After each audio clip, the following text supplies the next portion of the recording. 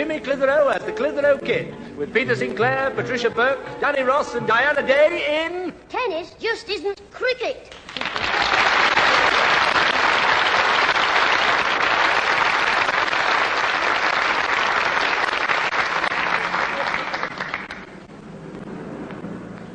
Now, remember what I said, Jimmy. If Mr. Higginbottom comes to the door, no funny remarks. Just find Ozzy and off you go with him. By the way, where are you going? Cricket practice, ma'am. Down at the recreation ground. I'm playing Ozzy for the Ashes. I'm the English captain, Illy. Oh, and what's Ozzy? An Aussie, of course. Oh, I asked for that. Is he a good cricketer? He's about as good at cricket as Scraggy Susan is at tennis. Don't call Susan that. And she's a good tennis player. She's hoping to get into the Parklands Tennis Club this year. Oh, I've heard about that place. They wouldn't have her in. It's too posh. It's 40 love. Is it really, darling? Game, set, and match to Penelope. In her mink tennis hot pants. Oh, well, I have heard that they are a bit snooty, but don't make any remarks to Susan. Oh, of course not. You know me. Well, here we are, ma'am. Higginbottom Towers. What a fine old stately home. I see the Honourable Ozzy has pinned a notice on the front gate. Beware of my dad. Strolling up the path, what's the first thing we notice? The garden. It's fallen off the windowsill. Will you stop it? They'll hear you. Arriving at the front door, what do we find fastened to it? A note. Please leave 2 pints. One of mild and one of bitter. If you don't shut up, you can clear off. Oh, sorry, ma'am. Go on, ring the bell. They've got one now. I can see that. Yeah, it's to stop people knocking on the door. It kept falling down. You'll be falling down in a minute. They mustn't have heard me. I'll try again. All right, I heard you the first time. Just you if I get your door key. You get as bad as your mother, old Grumbleweed. Ma'am, he thinks you're Ozzy's ma'am. I was just having a wash in the sink. Where's my clean vest and pants? Clean vest and pants? He must think it's Christmas. Shut up. It's me, Mr. Higginbottom, Mrs. Clitheroe. Oh, hell. Sorry, missus. I thought you were the wife. Only I can't open the door. I'm stood here half naked. Hang on while I get my shirt and pants on. Oh, yeah, right you are. Hey, look, ma'am. Mr. Brocklebank just getting out of his car. Yes, he's come to collect Mrs. Higginbottom. Why, is he running a jumble sale? He's taking Mrs. Higginbottom and me to Mrs. Billington's for tea. Well, ma'am, what about my tea? Hey, ask Susan to cook your tea. Why, don't you like me? Don't be funny. Hello, Humphrey. Hello, Mrs. Clitheroe. Here I am as arranged. Sorry about the delay. Come in. Mind the pram. Pram? Don't tell me you're expecting a little stranger. Yes, the wife's mother. Don't come any stranger than her. Pardon? No, the wife uses the pram, you see, for carting stuff. You know, the old bagwash. That's no way to talk about Mrs. Higginbottom. The stuff for the laundrette. She takes it in the pram. Sort him out, will you, missus? I'll get rid of him if your Ozzy's ready to go out. Oh, he's already out with his mother. Gone to cleaners with her. Why? Wouldn't soap and water get it off? Behave yourself. I mean Ozzy's coat, ma'am. He got it dirty, oiling his cricket bat. Oh, so the good lady isn't in there? Good lady? Oh, the wife. Oh, well, no. She did leave a message. Oh, for me? I'm not sure. She said, tell her to wait. I won't be long. Shall an old two-piece cleaned again for this hen party at Billington's? Hen party? It's not a hen party. I'm going to be there as well. And watch your cock. Jimmy, I'll smack you in a minute. Get out of this house. Go on. But, ma'am, I'm waiting for Ozzy. He's going out with me. No decent lad should be allowed to go out with such a cheeky, heart-faced young brat. But I've got to go with Ozzy. He's my pal.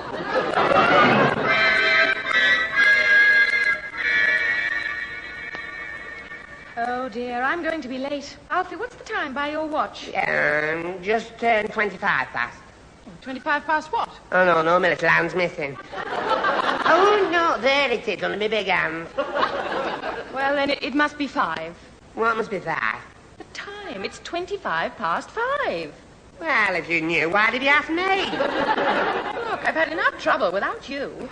What with Grandad bringing Mr. Higginbottom and Ozzy round here for tea, and our Jimmy's remarks about my cooking, and then a stupid discussion about the time. Did you ask somebody else the time as well? I asked you. Oh, never mind. I'm going out. Where are you going? To Mary Jackson's house to do her hair. She's going to a dance, and she's got to be out by 7 o'clock. Now, if you'll excuse me, I'm going upstairs. Go in the kitchen and make yourself useful. Yeah, Susan. I think I've upset her. Hello, everybody. It was good to ring up and invite me and Ozzy round here, Pete. Oh, that's all right, Higgy. You're welcome. Very good of you to help me with the washing up. That's all right. Mind you, I never wash any dishes at home. Nobody does. The dog licks them clean. Hello, Jimmy, it's me. Here you are, Grandad. One more pot for the washing up. It's a bit cracked, this one. Pete, have you got another dishcloth to stuff in his mouth? Never mind him, Higgy. Let's get this job finished, then we can be away down to the pub for a wee drink. Aye, a wee barrel on the wee slate. How did he think of them? Don't you know, Alfie?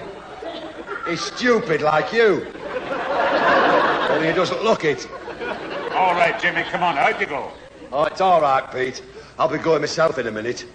I've got to take Ozzy home first to bank the fire up. Oh, poor Ozzy. Can't they afford call Alfie? I don't know. Can't you afford call Mr. Steve? I'll call. Where is he? You little horror, take that. Oh, she struck me. Grandad, she struck me. Now it's my turn. Try this for size, scraggy neck. Mind, A.O. Jimmy, look what you've done. Your mother's best teapot smashed to pieces. Well, it could have been worse. It might have been your beer glass. Any more cheek from you and I'll leather you. Susan, what's this all about? I was upstairs and I saw Ozzy Higginbottom in the garden messing about with my tennis racket. I went down and asked him what he thought he was playing at, and he said the men's singles at Wimbledon. That's Ozzy. Always a funny little joke. Aye, that's right. I'll kill him. But, Susan, who gave him your racket? Now, Jimmy, they've been knocking a filthy old ball about with it. 2 of the strings are broken. I'll go and take Ozzy home before there's any more trouble. I'll see you in the booth at about 7, Pete. I read you are, Higgy. Jimmy, you'd no right to take Susan's tennis racket, knocking an old ball about. Well, looking at the state of my racket, it must have been a cricket ball. Well, it wasn't, see? We lost that when we broke... When you broke what? I'm broken. It's only Saturday. Don't let her upset you, Grandad. Come on, I'll wipe for you. If you don't get out of this room, I'll be wiping something that silly grin off your face. Alfie, get him out of here. Yes, Miss Sinclair. Give us oh, come on. Oh, all right, Alfie. I won't touch your racket again, Scraggy. Except to bash Ozzy's stoop pigeon with it. Oh, that boy. The minute his mother's back's turned, there's no holding him. Well, I shall tell her what he's done, and I hope she deals with him. You're too soft. Look, Grandad, I've got to get round to Mary Jackson's. Did you say you're going out at about 7? I expect so. Why? Well, I'm expecting a man to call about then. A Major Bullimore from the Parklands Tennis Club. Oh, that lot. Will you still be speaking to us after you've been accepted into their exclusive circle? Oh, all right, Grandad. They're not that bad. Anyway, I'm not backing out now. I've been trying for months to get in that tennis club, and now I've heard I've been accepted. The Major's calling tonight for my subscription. It's £2. Here, will you take care of it, Grandad? He'll be coming before you go to the Rose and Crown. Right here, my dear. Oh, just a minute. I have got to pop out for half an hour or so to collect my pension and do 1 or 2 errands. So, just in case he comes while I'm out, I'll give Alfie the message and the telephone number of the post office. What for? So Alfie can ring me there to ask me what the message is he's forgotten.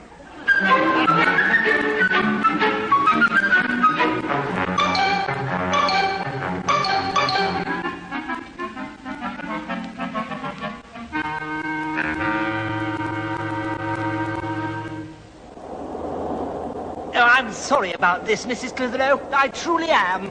Trust Mrs. Billington to be awkward about one tiny bill. Oh, that's all right, Humphrey. I'm pretty sure I've got the invoice she wants to see in my papers in the front room. We'll only be in the house a minute. Well, I was annoyed. I mean, she was almost questioning your integrity. Calling me a liar, I'd say. In a ladylike way, of course.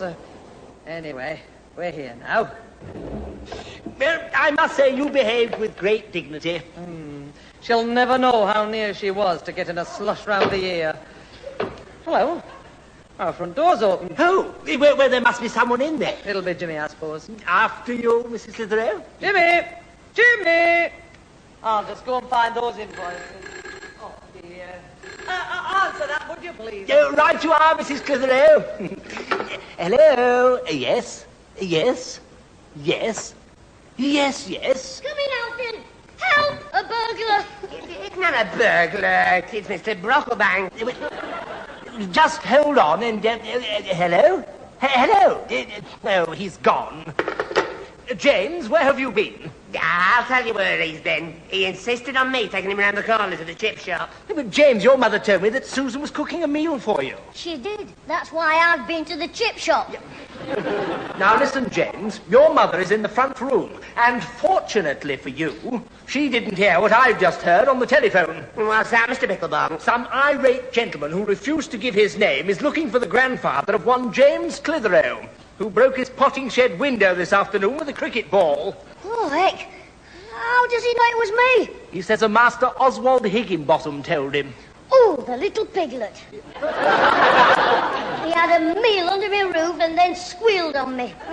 What did this man say on the phone? He will be round here within the hour demanding restitution for the damage to his property.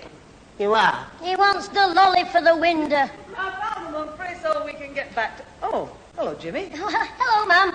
Have a chip? Chip? It's hardly past tea time. What fool's been buying you chips? Me, Mrs. Clitheroe. Hello, Alfie. Hello. No, Jimmy said he was hungry, and if he wasted away, it was all my fault, so Say no more, Alfie. Look, we've got to get back to Mrs. Billington's. Is everything all right? Yes, ma'am. Off you go. Yeah, cheerio, Mrs. Winterplain. Cricket ball. Clitheroe. Yes. Well, come on, Humphrey. I'll be back about 9, if not before, Jimmy.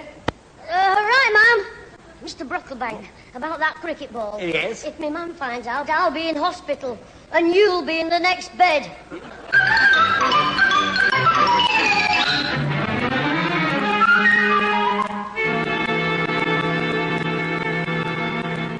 Will you stop arguing, Alfie? The bloke will be here any minute for his money. Well, I feel daft worrying your granddad's killed, and it tickles. Let's have a look. You fool, no one ridicules. You've got the sporran on inside. Come here. You wear it in front like this. Yeah, all right. Anyway, the blooming kilt's too big for me. Well, crack on it's a midi kilt. Very funny. Yes, you are in that kilt. With your skinny legs, you look like a tent with 2 poles. Yeah, that does it. You can do without my help, you cheeky young... I'm sorry, Alfie. Keep cool. I can't help but keep cool in this drafty blinking kilt. Yeah, anyway, this bloke won't believe I'm your granddad. You're not. I'll tell him you're my Scotch dad. I'll say Ozzy was wrong. I haven't got a granddad. He's here. Now remember, you're my Scotch dad. We're very poor, and you're going to give me a good smacking. Oh, remember that bit, all right. This is serious. I'll go and let him in. Now, do your stuff. Okay, the new you kin. You are? Talk Scotch. And remember, you can't get blood out of a stone. No, but he can get it out of me, okay. Oh, mister, I've pay on a poor wee laddie. I beg your pardon, James. Oh, wait, Mr. Brocklebank. I thought you were a man. What? I thought you were the man after his money for the broken window. Come in. Oh, you mean the gentleman who phoned, but he hasn't been yet, then? No, you're just in time to save me. When he comes, give him £1 and tell him I'm out. I'll do no such thing. Your grandfather's warned me about that in the past. Well, I'll sell you something for £1. An action man. No. The hall stand. Our Susan. You are getting no money out of me. Now, out of my way. Your mother sent me to get the petty cash book out of the sideboard to show Mrs. Billington. There's no hurry. Stay for a cup of tea and give me a coat. I'll hang up your wallet. Hello, sir. It's a broad-back moonlit day tonight, you can. Oh, it's you, Mr. Brittlebonk. Heavens, what's this? It's Alfie McTwit. The Lancashire haggis. I mean the kilt. What's the idea? Are you going to a fancy dress ball, Alfred? No, I'm Jimmy Scotch, Dad. I'm pretending for the man about the window that he broke. Not the man, Jimmy, and he's coming for the money, so he hasn't got it. But he hasn't got... Not the man, Jimmy. I thought you were him. Not Jimmy, the man. That's why I was speaking Scotch to fool you. Get him, I mean. Yes, the man, not Jimmy.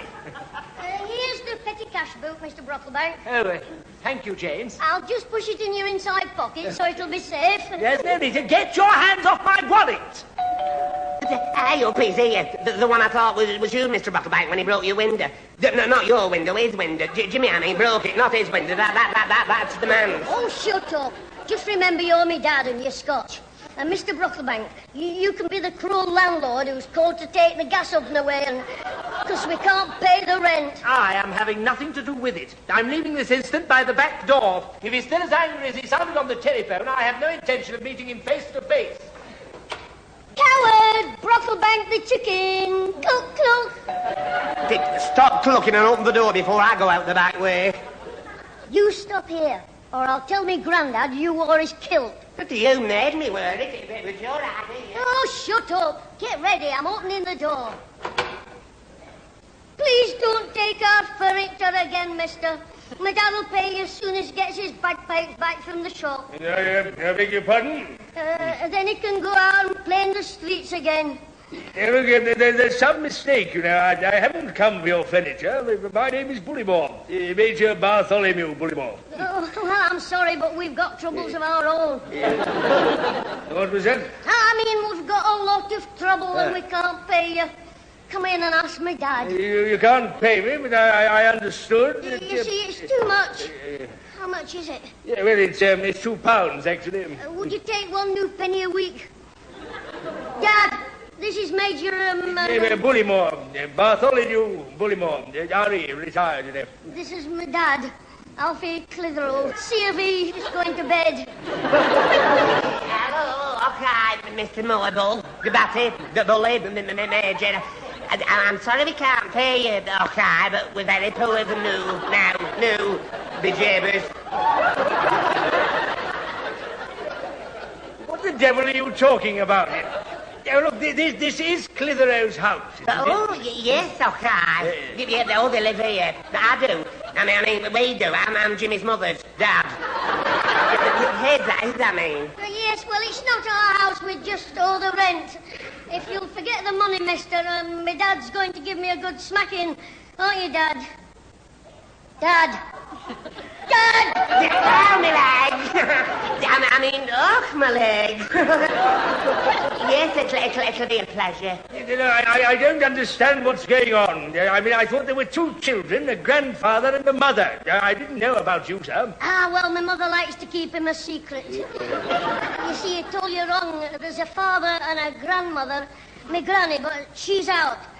She's gone next door to borrow the woman's joint to make her some gravy.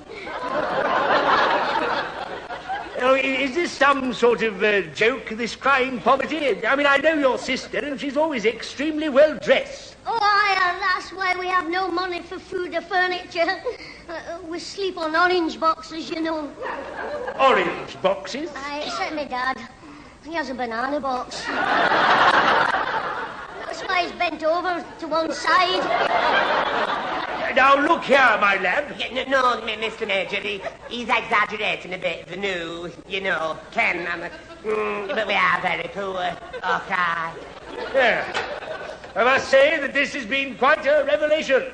Oh, Major Bullimore, I'm sorry I'm so Yes, late. and I'm glad you were, Miss Clitheroe. Or I wouldn't have discovered the truth about you, you young madam, you... I beg your pardon. It's your father's pardon you should be begging. Father? Don't say anything, mister. We'll suffer for it when you've gone. Like that, is it? Well, goodbye, Miss Clitheroe. You can forget the tennis club, I assure you.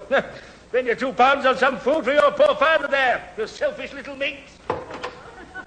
What's he talking about, Father? Is he mad or... Wait a minute. What have you been telling him? Yes, Alfie, what did you tell him? Well, I told him. What do you mean, me?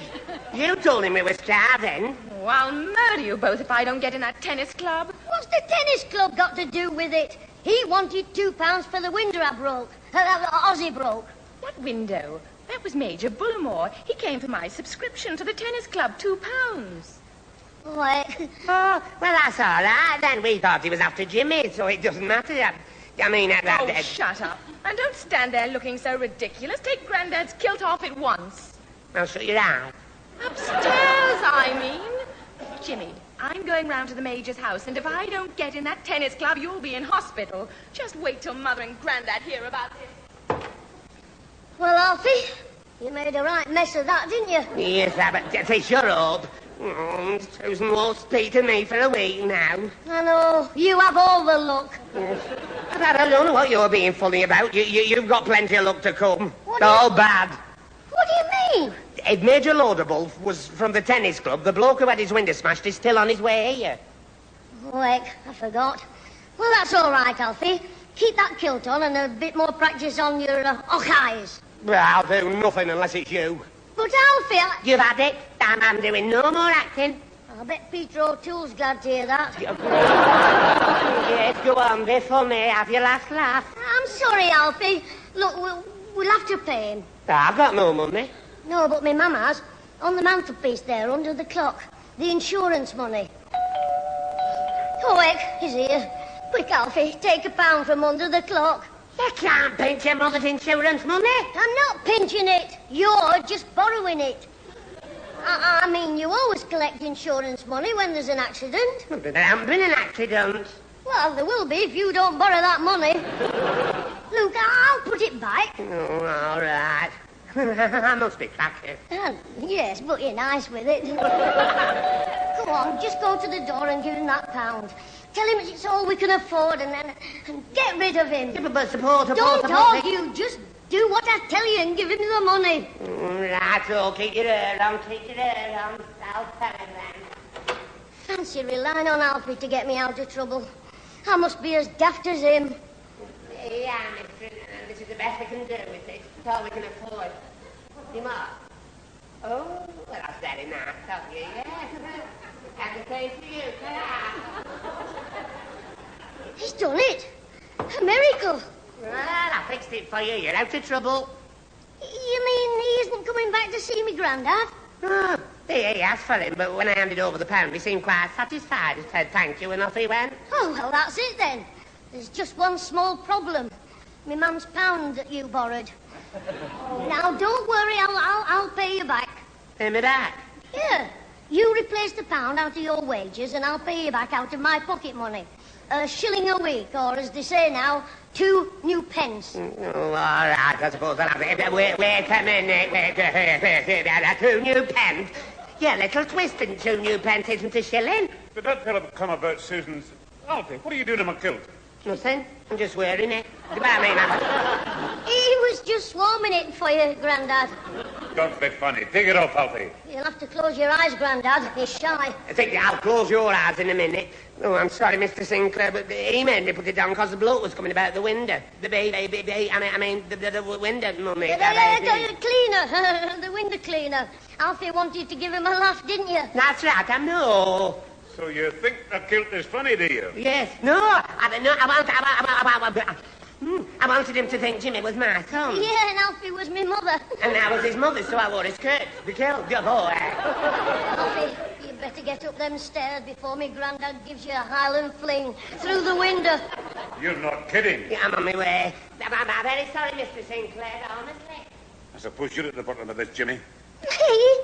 I can't stop him dressing up like a Scotsman if he wants to act the fool. You what? No, I mean in a kilt that's too big for him. There's something going on here with you. I don't know what you mean. Sit down, Grandad. I'll go and put the kettle on and make you a nice cup of tea. You're not fooling me, my lad. If that's our Susan, don't believe her. About what? About anything. You know the fibs she tells. You want to talk about telling fibs? I'll find out what you're up to, my lad. Don't worry. Oh, I bet she gets me into trouble. It'll be just like her to tell the truth. Maybe I should make a run for it, out the back door. Emigrate to London. Oh, I can't. I haven't had my supper yet. This way, sir, if you please. Thank you, sir. Jimmy, this gentleman tells me you broke his window and it's going to cost me £1. Eh, but he's been... You've had it, mister. How cheeky with it. Don't you talk like that now, Jimmy. I mean, he's had his pound off Alfie. I'll prove it. Alfie, come down here, quick. Alfie, come here. I haven't got my trousers on yet. Well, come down without him or I'll be losing mine. Here, look here, never mind about this here nonsense. I want £1, and this cheeky young fellow here wants a good hiding. He'll get it if he deserves it. But I want to hear what Alfie says. Jimmy wouldn't say he'd give you £1 if he didn't. Good old Grandad. Are you calling me a liar, sir? Yes. Shut up. No, I'm reserving my judgment. Oh, now what do you want, Jim? Didn't you give that fella £1 at the door for the broken window? Oh, yes, and he said he was very grateful. You didn't give me no £1, mate. Of course I didn't. I give it to the bloke at the door. Father, what have you been up to? Throwing your money about, aren't you? What are you talking about, Pat? This son of yours is costing us money. Look, I don't know what you're talking about, but I only give him 2 shillings a week. Or 10 new pence now, but you, £1. What are you talking about? The vicar for his weekly collection. He just thanked me down the road for the £1. That's it. I thought there was something funny about that bloke I gave the £1 to.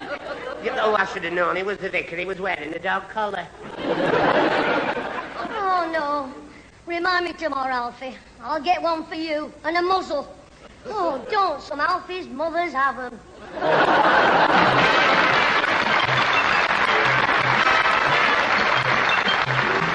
Those involved with the Clitheroe Kid this week were Peter Sinclair as grandfather, Patricia Burke as mother, Danny Ross as Alfie Hall, Diana Day as Susan, Tony Melody as Mr. Higginbottom, and Colin Edwin as Humphrey Brocklebank and Major Bullymore. The recorded programme was written by James Casey and Frank Roscoe, produced by James Casey, and starred Jimmy Clitheroe as the Kid himself.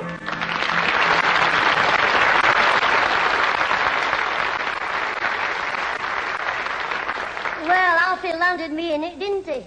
You see, me grandad paid the man for the window out of me mum's insurance money off the mantelpiece. That's when she found where the other £1 had come from that Alfie gave the vicar.